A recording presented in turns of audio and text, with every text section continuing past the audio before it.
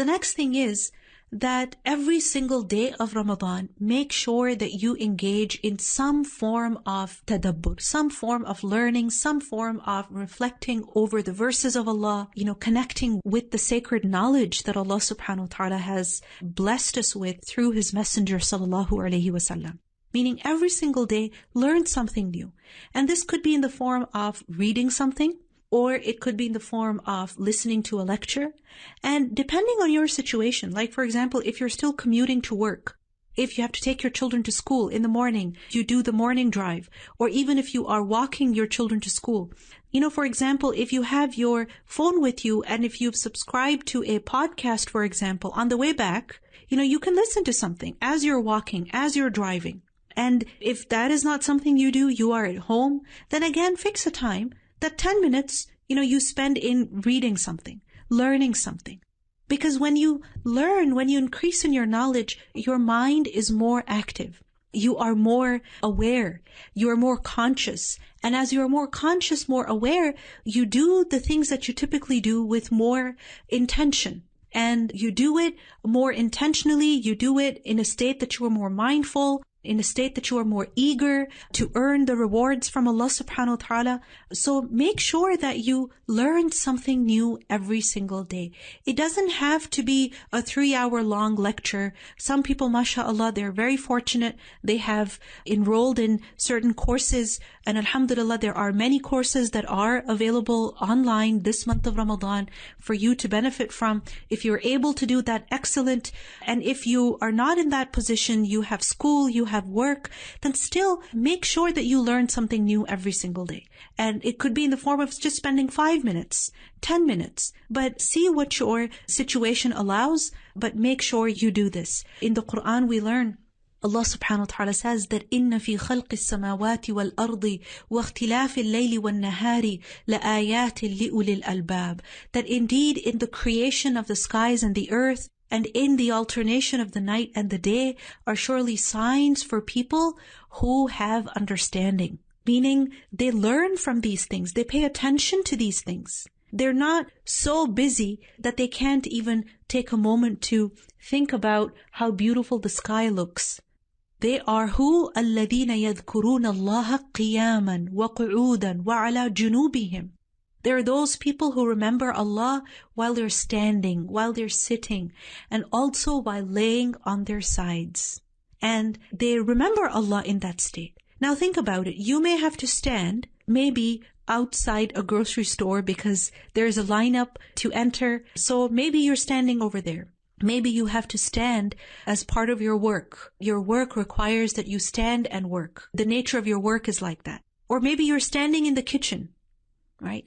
Maybe you're standing in a lineup somewhere. But as you are standing anywhere, this is a time for you to make dhikr of Allah.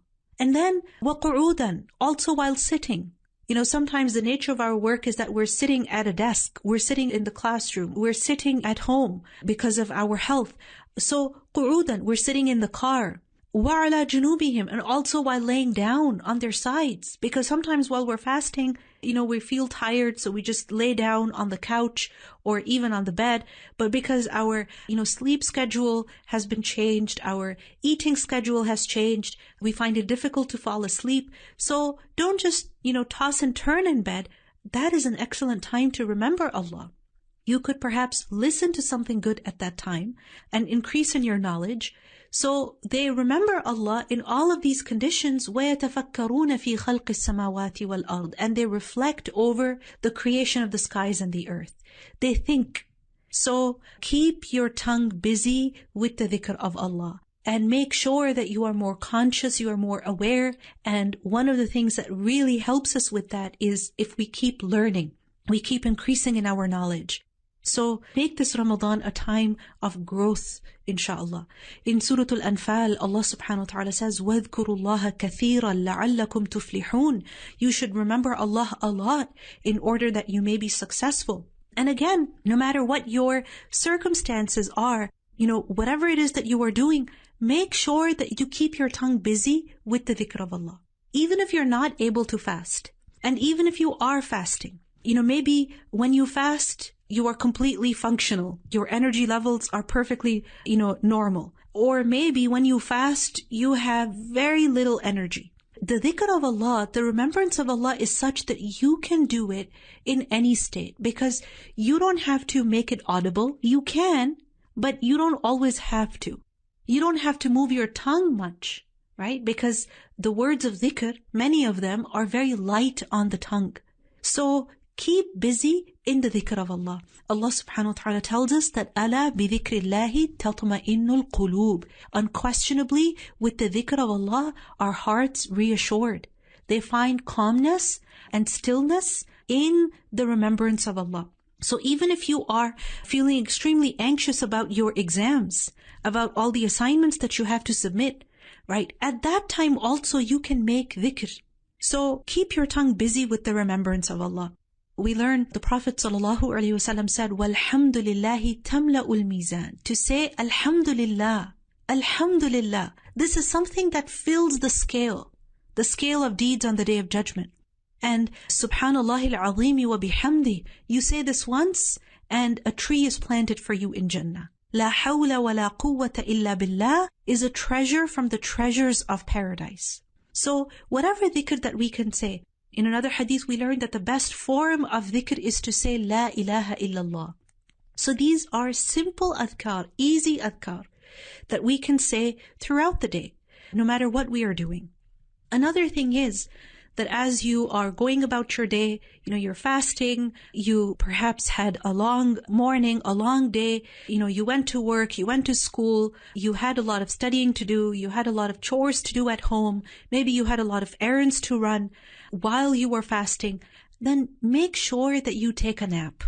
Make sure that you take a nap, and a nap does not mean that you're sleeping for 2 hours, or for 3 hours, or for even an hour. If your circumstances allow you to sleep for an hour during the day, excellent. But if that's not your situation, then taking a short nap of even 20 to 30 minutes, even 15 minutes is actually very helpful.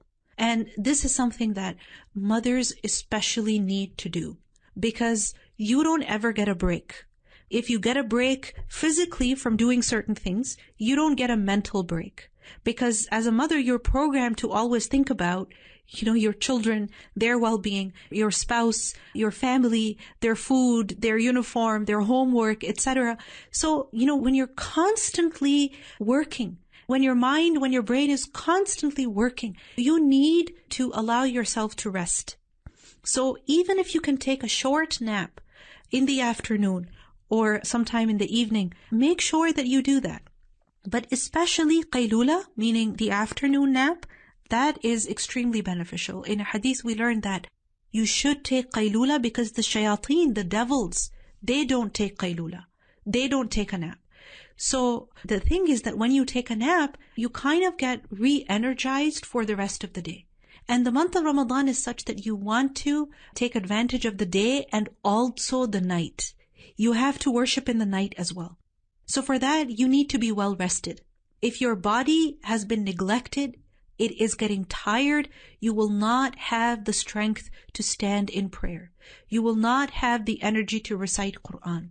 And if you're tired, you're exhausted, you're going to be very irritable, you're going to, get into arguments, and you're going to be snappy. So that might be detrimental to your fast itself. So make sure that you take a nap and don't feel guilty about it. And even, your children, you can tell them that I'm going to take a nap now for 20 minutes. When you hear the alarm, that's when I'm going to wake up. Communicate with your family.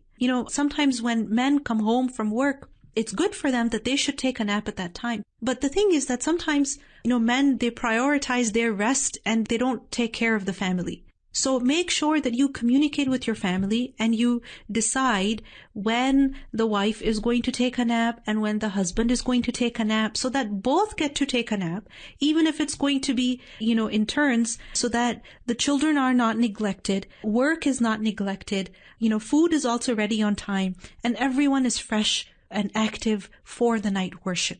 You see, we have to help each other worship Allah subhanahu wa ta'ala better in the month of Ramadan. It would be really unfair that a person is expected to take care of the children, take care of the house, and also, do all this physical labor of preparing food, early in the morning, before even morning, at suhoor time, and then late in the evening. And then, they're also expected to do everything. It's unfair. Women also deserve to take a nap. They deserve to get some rest. So make sure that you communicate with your family. You decide when is the best time, for example, for the husband to take a nap, and when is the best time for the wife to take a nap. But this is important. Everyone deserves to get some rest so that they're able to do well in the month of Ramadan. Another thing is that throughout the day, as you're fasting and as you are doing your work or your school, your current situation, whatever that demands from you, basically, make sure that you're praying properly and you're praying on time. Because إِنَّ الصَّلَاةَ كَانَتْ عَلَى الْمُؤْمِنِينَ كِتَابًا مَوْقُوتًا. If you cannot do much, make sure that you're praying on time to the best of your ability, because this is one of the best good deeds. The Prophet ﷺ was asked that which actions are the best. And he said, as-salatu li awwali waqtiha. Prayer not just at its proper time, but at the beginning of its time. Meaning as soon as the time for prayer enters, then you pray at that time. So yes, any time that you pray within the window, that is fine. But when you pray right away, then this is even better. So make your salah a priority. Sometimes what happens is that at the time of iftar, everybody is eager to eat. So, in that, we delay the Maghrib prayer. Yes, if you pray after 15 minutes, your salah is still valid. But if you pray right away, then that is even better. So remember that this is a time when we advance in doing good things, when we excel in doing good things. And it's not just the big, big things that make a difference. It's the little things also that make a difference. So yes, you can pray 15 minutes later, but you can also pray now. And if you pray now, it's just a difference of 15 minutes, but there is a huge difference in terms of reward. You never know, this might be the reason for your Ramadan being better than any other Ramadan. And along with that, when it comes to salah, make sure that you perform your sunnah prayers throughout the day. Many times what happens is that we know we should pray sunnah, but then, we get lazy, or we say, it's okay, it's not fard, and we keep leaving the sunnah prayers. So make use of Ramadan and use this as an opportunity to develop the habit of praying your sunnah prayers. And these are 2 rak'at before Fajr and 6 rak'at with Zuhr. So 4 before the Fard and 2 after, 2 rak'at after Maghrib and 2 rak'at after Isha. So not many rak'at if you think about it. The only one that really many people find difficult is the sunnah of Dhuhr prayers, because there are 6 rak'at. But it's possible to do it. And remind yourself that, it's Ramadan, I need to be better. I need to do more. Because there's a huge difference between people who perform sunnah prayers and people who don't perform sunnah prayers.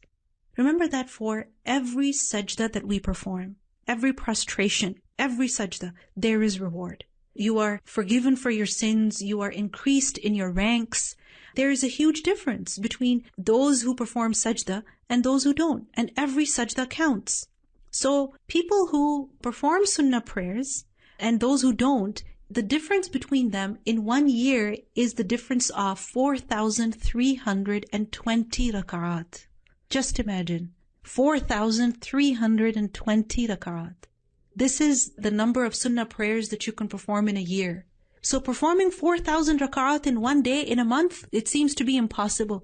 But it's about these habits, right? If you develop this habit and ask Allah subhanahu wa ta'ala, make dua that, Ya Allah, help me. I want to do this. And keep trying. Don't give up on yourself. Maybe you used to perform sunnah prayers regularly and then you stopped. And then you started again and then you stopped. And then you started again and you stopped. Well, start again. It's okay. Start again. Because we have to keep trying. We have to keep striving. So these 12 rak'at, make sure that you try to get them in every single day of the month of Ramadan. And you never know, because of that, you might actually develop the habit of performing these every single day with the permission of Allah. Now, another thing is that throughout the day, while you're fasting, make sure that you make good use of your time. The days of Ramadan are not, days that we just have to survive. The goal should not just be, I need to somehow survive until I can break my fast. So I'm going to do nothing. I'm just going to lay down. I'm going to be on my phone, watch one video, read something random, watch another funny video, and then maybe watch another TV series, watch another documentary, or, just listen to something random. Your goal is not to somehow survive until you can eat again. No. Every single moment while you're fasting is a precious moment. In fact, every single moment of your life is a precious moment. The Prophet ﷺ said that there are two blessings which a lot of people, neglect. They don't value them enough. مَغْبُونٌ فِيهِمَا كَثِيرٌ مِنَ النَّاسِ. And these two blessings are الصحة والفراغ. Health, good health, and free time. So yes, you need a break to feel more energized. So for example, you play a game with your sibling, your spouse, something like that. You do that, it's fine. But then check yourself that how much time is going into, playing games on my phone. If you're spending, an hour every single day, that's a lot of time. That's a lot of time. If you're spending 3 hours on social media every single day, that is, again, a lot of time. And the thing is that when we spend so much time on these things, of course, we're not going to have enough time to do other things. If you're spending too much time playing and too much time browsing on social media, going from room to room on Clubhouse, listening to random conversations, right? Sometimes so meaningless. If you're spending too much time on these things, that shows that you don't have much to do. So you need to, get yourself busy in doing meaningful things. And when you do more meaningful things, you will not have time to waste on these things. In a hadith we learned the Prophet ﷺ, he asked in the morning one day that who is fasting? And Abu Bakr radiallahu anhu said, I am. The Prophet ﷺ said, which of you went to visit a sick person? And Abu Bakr radiallahu anhu said, I did. Then the Prophet ﷺ asked that which of you attended a funeral today? And Abu Bakr again said, I did. The Prophet ﷺ asked, which of you fed a person in need today? Abu Bakr said, I did. Subhanallah, any good deed the Prophet ﷺ asked about, which of you did it? Abu Bakr said, I did. I did. Already. Subhanallah, these are things that we can do when we make them a priority. So yes, it's possible that where you're living, maybe you're not allowed to visit people, but you can, randomly send a food order to their house so that they can enjoy a nice iftar meal. You can drop something at their door. You can just, drop by and say salam from outside, because when you just come and see someone randomly even, and you greet them and they feel so happy because of the attention that you gave them, because you came and showed them your face, that will make them happy. And bringing delight to another person, this is something that is extremely rewardable. So make use of your time. Don't just wait for each day of Ramadan to end so that you can eat again. And don't wait for the month of Ramadan to be over so that you can do other things again. No, you can do these good things even in Ramadan. And this is in fact the best time to do these things, inshallah. Another important thing is that every single day of Ramadan, make sure that you do some form of ihsan, to your family, your loved ones, your close relatives, your good friends, your parents, because this is something that we have been encouraged to do in the Quran over and over again, that we should do ihsan, we should do good to our relatives, especially parents, and then those who are related to us, those who are in need, those who are traveling. So every day, see how you can bring benefit to these people. Especially your parents, do good to them. Make dua for them. Give sadaqah on their behalf. Your relatives, connect with them. Send a gift for them in the month of Ramadan. It could be in the form of money or in the form of other things, in the form of flowers, something, to bring them joy. Connect with them in whatever way that is possible. Another thing is that avoid talking excessively. Because talking too much, this is something that is really destructive for the heart. Yes, we need to connect with people. We need to, chat and converse, etc. it's necessary, but a lot of our time should not be going into this. And especially when we're talking about he said this and she said this and he did that and she did that. This is a waste of time, and this is something that Allah subhanahu wa ta'ala does not like for us. And the Prophet sallallahu alaihi wasallam said that min husn al-Islam al-mar'i tarkuhu ma la ya'nihi. Of the beauty of a person's Islam is that he leaves what does not concern him. So in this Ramadan, be more careful about what you are spending your time in, what you're looking at, what you're talking about, what content you are engaging with, because that will definitely have an impact on your well-being. Another thing is that make sure that you pay attention to your family in the sense that you encourage them to do good as well. While you are, paying attention to the recitation of the Quran, and you are paying attention to remembering Allah, giving charity, etc. Make sure that you include your family as well. Remind them. Encourage them. So for example, if you have little children, tell them that, for 15 minutes, we're all going to sit down and we're going to make dhikr. Maybe do some crafts with them where, you have certain adhkar written, and then each child can hold one. When they're done reading that dhikr, they can exchange. Do some kind of activity with children even. Keep that spirit of Ramadan alive in your heart. And Allah subhanahu wa ta'ala tells us in the Quran that Ya ayyuhalladhina amanu qu anfusakum wa ahlikum nara. O you who have believed, save yourselves and your families from the fire. Don't just think about saving yourself. Save your families as well. You have to encourage them as well. So in whatever way that you can. Another thing is that every day give some form of charity. Charity does not just mean that you have to give money. Charity can also mean that you like the Prophet sallallahu alaihi wasallam told Abu Dharr radiallahu anhu that when you prepare soup, then increase the volume by adding more water. Why? Because then you can share some with your neighbor. Now, it's possible that given the current condition, because of COVID, you may feel that like your neighbors may not be happy receiving prepared food from your kitchen. They might feel uncomfortable. Well, you can also share some of your groceries with them. So for example, if you get a whole lot of mangoes, for your fruit salad, maybe you can, send a fruit basket for them. Because fruit, everyone has to wash and peel and cut and then eat. So inshallah, that's safe. You can do these kind of things. You can get packaged dates and you can share that. And again, it doesn't have to be too lavish. It can be from your groceries as well. Because remember, food for one is enough for two. It is enough for two. So you got a whole tray of mangoes, for example. You can share half of it with your neighbors. You can share a quarter of it. Even if you put 3 on a plate and you put some grapes or even some apples, some dates, something, but share some with your neighbors. Even if they're not Muslim. For many converts, their families, this is a good time to talk to your family about Ramadan. And this can be done by using food as an opportunity to share. Especially dates.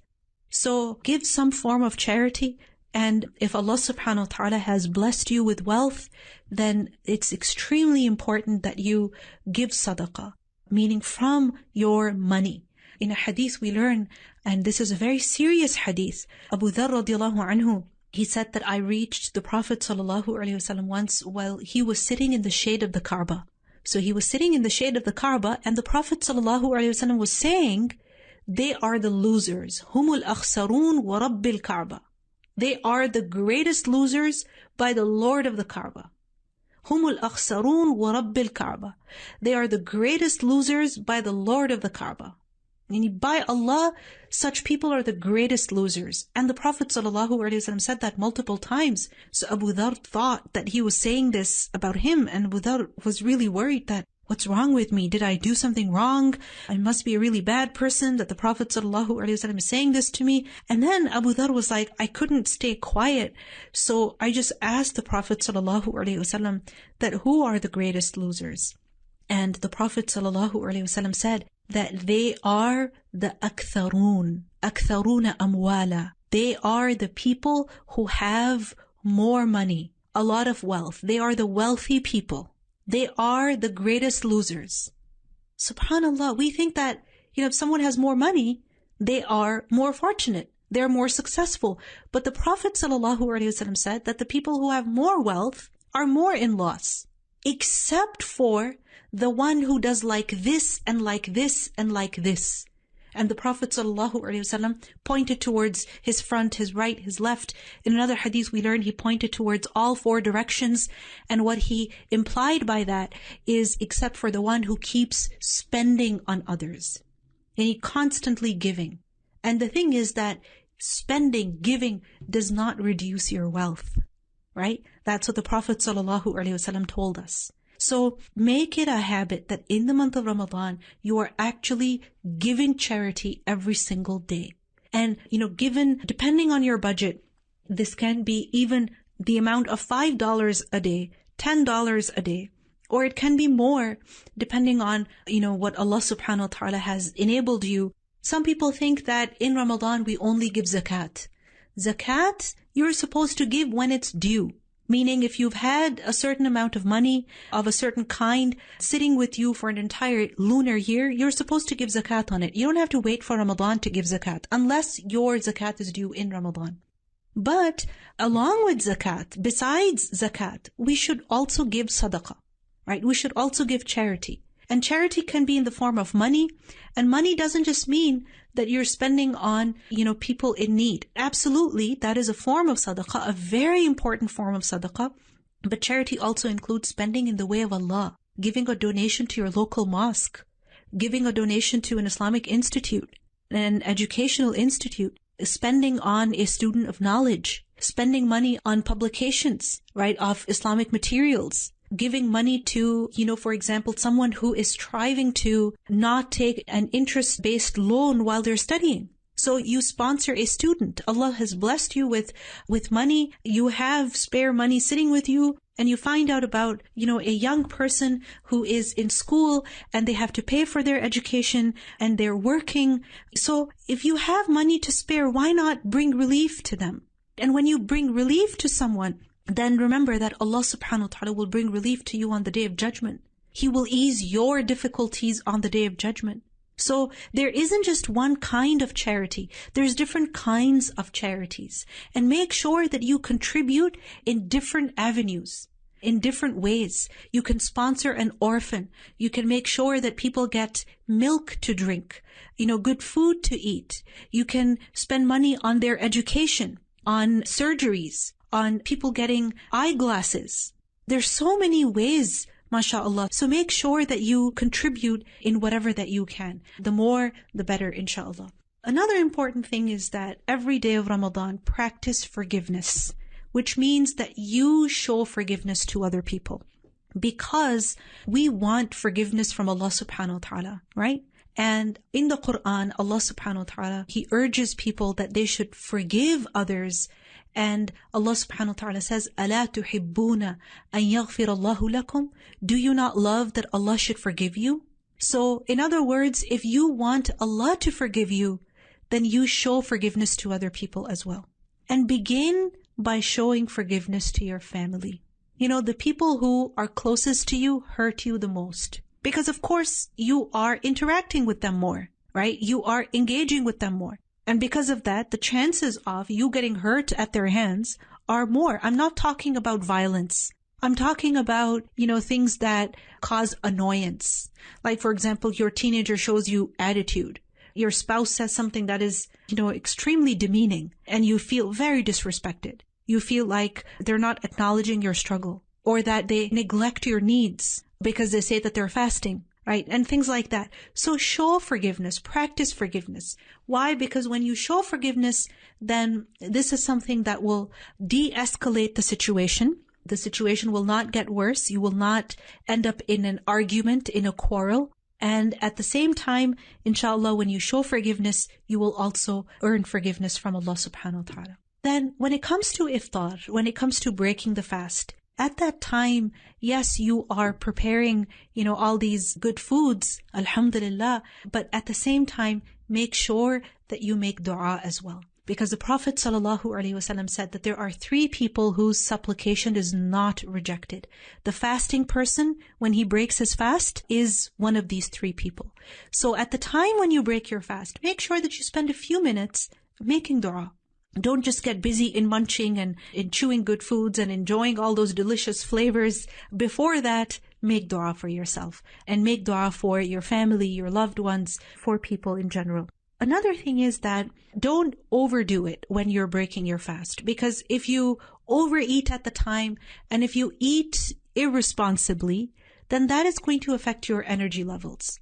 And that is going to inhibit you from praying in the night. And the nights of Ramadan are extremely precious. So yes, eat, but eat consciously. Make sure that you are eating foods that are hydrating, that are, whole foods, that don't have much oil in them. Make sure that you eat what is suitable for your body, that brings you energy, that sits well with your stomach, that doesn't cause you health issues.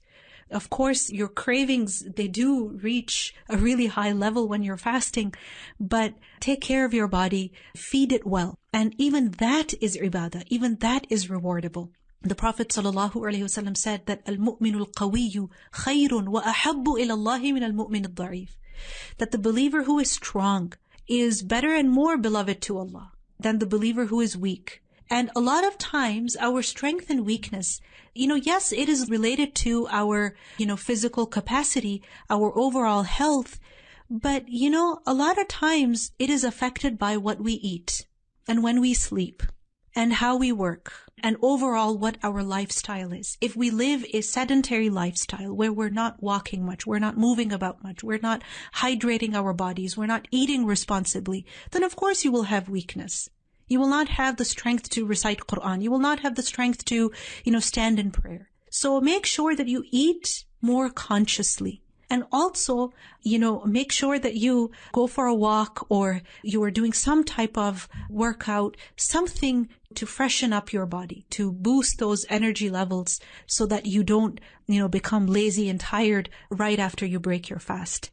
Another important thing is that night worship in the month of Ramadan, incredibly important, as I mentioned it at the beginning, that this is a means of forgiveness for our sinful deeds.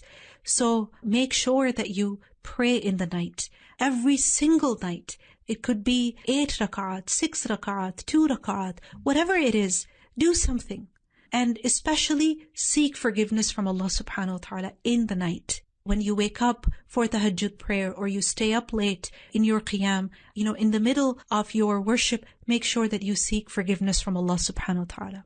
And that is also a time to make du'as in the night especially. And make sure that you also get some sleep in the night. Because this was the way of the Prophet ﷺ, that he would sleep in the night, even in the month of Ramadan. That doesn't mean that you sleep all night long and you don't pray any qiyam, you don't even wake up for suhoor. No, even if you can get in a few hours, make sure that you give your body the chance to rest in the night, because that is far more beneficial for the body than sleeping during the daylight hours.